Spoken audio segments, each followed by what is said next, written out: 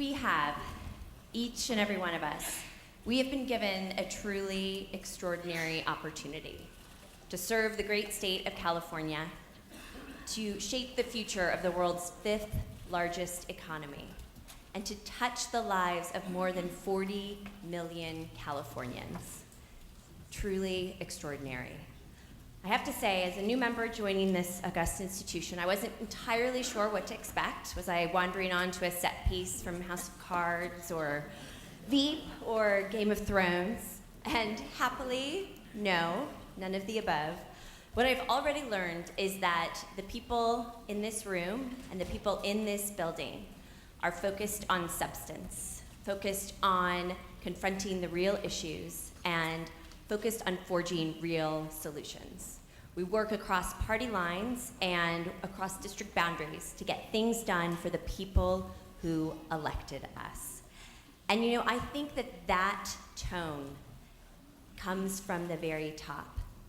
That collegiality, that focus on productivity, that focus on good works, that comes from our leadership.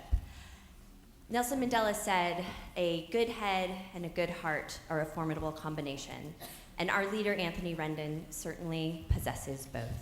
As many of you know, he's been an educator, he's been a nonprofit director, he's been an environmental activist. Here in the Assembly, he has presided over some of the most progressive and productive legislative sessions in memory, passing a landmark $52 billion transportation funding plan, extending California's cap and trade program, and protecting our coastline from offshore drilling. He's confronted our affordable housing and homelessness crisis, spearheading $500 million in the 2018 budget for homelessness. And under the Speaker's leadership, the number of women in the Assembly has grown from 18 to 23, including 5 new members, including 5 new women who were elected with me in the class of 2018. So while we have much more work to do on that front, it's work I know that he is committed to doing. This is a man who puts people before politics, who puts good works before grandstanding.